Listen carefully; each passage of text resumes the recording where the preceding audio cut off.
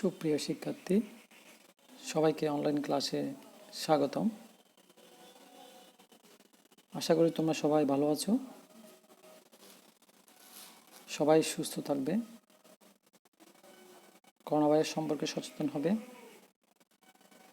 এবং তোমার আশেপাশে যারা আছে তাদেরকেও সচেতন করবে। সুপ্রিয় শিক্ষার্থী,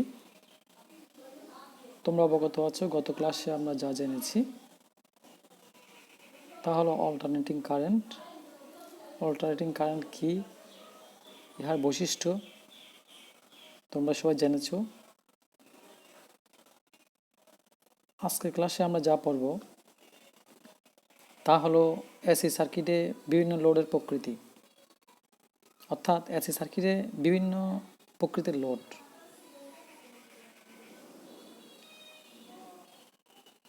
প্রথমে আমরা দেখব রেজিস্টিভ লোড। প্রথমে আমরা একটু জানবো রেজিস্টিভ লোড কাকে বলে, অর্থাৎ রেজিস্টিভ সার্কিট কাকে বলে। যে সার্কিট ওহমিক রেজিস্ট্যান্স নিয়ে গঠিত তাকে আমরা রেজিস্টিভ সার্কিট বলবো, এবং যেই লোডে যে সার্কিটে রেজিস্টিভ লোড থাকবে সেটা হলো কিন্তু রেজিস্টিভ সার্কিট। আমরা একটা বিশুদ্ধ রেজিস্টিভ সার্কিট দেখতে পাচ্ছি যেখানে ক দিয়ে চিহ্নিত করা হয়েছে। এরপরে আমরা দেখতে পাচ্ছি খ, যেখানে ওয়েভ ডায়াগ্রাম দেখানো হয়েছে। তারপর আমরা গ বিভাগে দিয়ে দেখতে পাচ্ছি ভেক্টর ডায়াগ্রাম।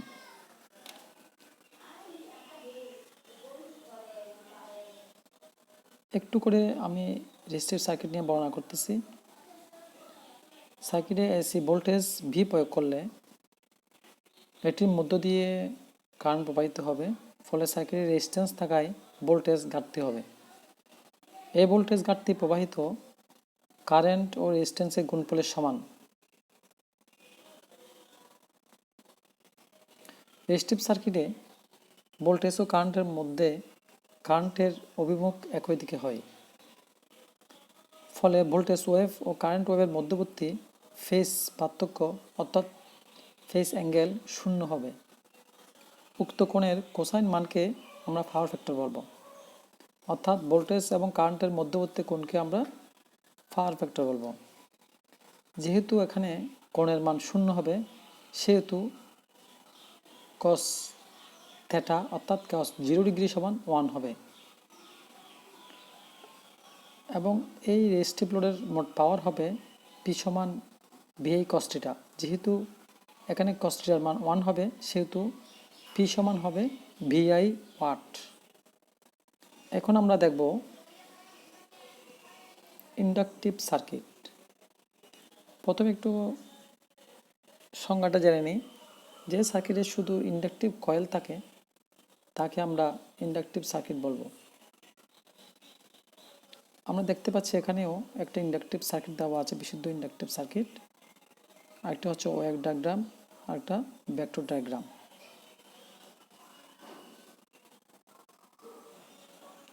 এই সার্কিট ইন্ডাকটিভ সার্কিট নিয়ে আমি একটু বর্ণনা করি, তোমরা একটু মনোযোগ দিয়ে শুনবে।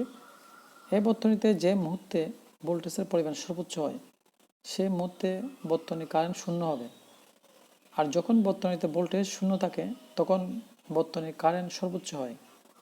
এই বর্তনীতে কারেন্টের অভিমুখ ভোল্টেজের অভিমুখ হতে 90 ডিগ্রি পেছনে থাকে।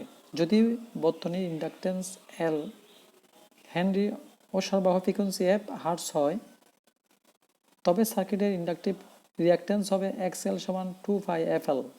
ওহম, এটা একক হবে ওহম। আমরা এখানে দেখতে পাচ্ছি ভেক্টর ডায়াগ্রামে ভোল্টেজ কারেন্টের তুলনায় 90 ডিগ্রি এগিয়ে, অর্থাৎ ভোল্টেজের 90 ডিগ্রি পেছনে কারেন্টের অবস্থান। তাহলে আমরা এখানে পাওয়ার ফ্যাক্টর বলতে পারবো ভোল্টেজ এবং কারেন্টের মধ্যবর্তী কোণ হচ্ছে 90 ডিগ্রি, অর্থাৎ cos 90 সমান 0 হবে।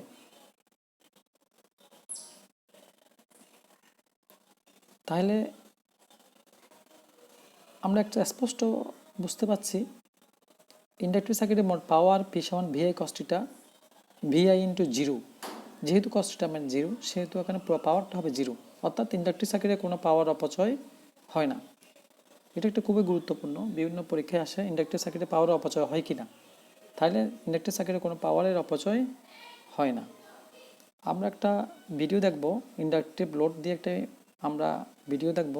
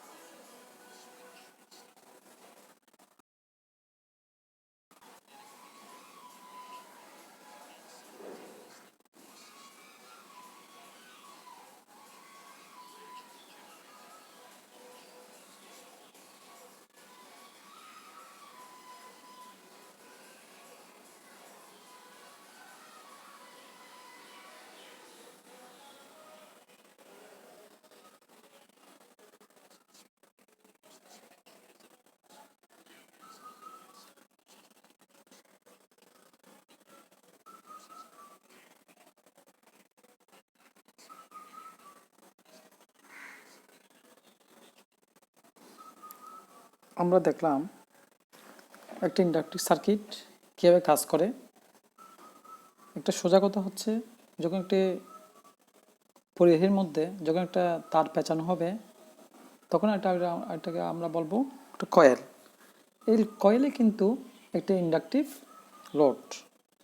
তাইলে আমরা বুঝতে পারলাম কোনটি ইন্ডাকটিভ এবং কোনটি রেজিস্টিভ। এখন আমরা দেখব ক্যাপাসিটিভ লোড।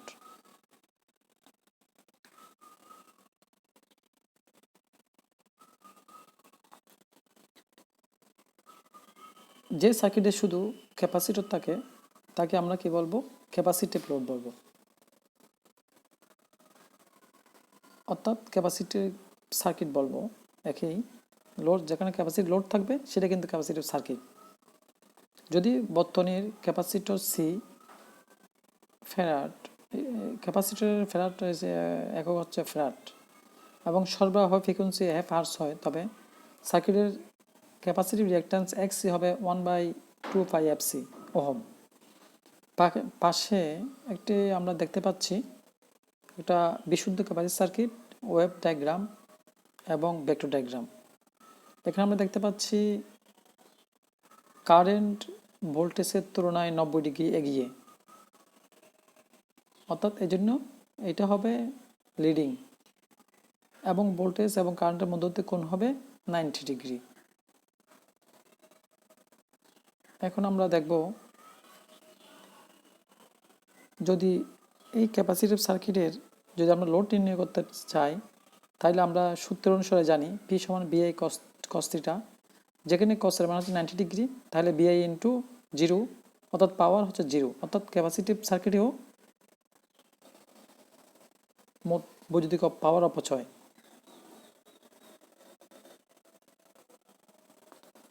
আমরা দেখতে পারলাম মোট পাওয়ার অপচয়।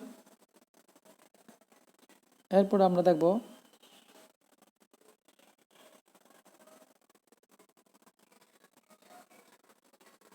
যখন আমরা কার নির্ণয় করব তখন আমরা দেখব আই সমান ভি বাই এক্স। এখানে এক্স হচ্ছে ক্যাপাসিটিভ রিঅ্যাকট্যান্স, এক্সি। আমরা এই চিত্রের মাধ্যমে আমরা ওয়েভ ডায়াগ্রাম, ভেক্টর ডায়াগ্রাম এবং বিশুদ্ধ ক্যাপাসিটিভ সার্কিট সম্পর্কে আমরা জানতে পারলাম। সুপ্রিয় শিক্ষার্থী, তোমরা বইয়ের 65, 66 এবং 67 পৃষ্ঠা দেখবে। এখানে রেজিস্টিভ, ইন্ডাকটিভ এবং ক্যাপাসিটিভ লোড বিশদভাবে বর্ণনা করা আছে। তোমরা পরে দেখবে এবং ভেক্টর ডায়াগ্রামগুলো অঙ্কন করবে, ওয়েভ ডায়াগ্রাম অঙ্কন করবে এবং এগুলো অবশ্যই পরীক্ষায় আসে এবং খুবই গুরুত্বপূর্ণ। এই ডায়াগ্রাম দিয়েই একটা লোডের প্রকৃতি বোঝানো যায়। সুতরাং এই লোডগুলো খুবই গুরুত্বপূর্ণ এবং এই ক্যাপাসিটিভ, রেজিস্টিভ লোড, এই তিনটা লোডই কিন্তু ইলেকট্রিক সার্কিটে বিদ্যমান। সুপ্রিয় শিক্ষার্থী, সবাইকে আবারও ধন্যবাদ। সবাই সুস্থ থাকবে, সচেতন হবে। আল্লাহ হাফেজ।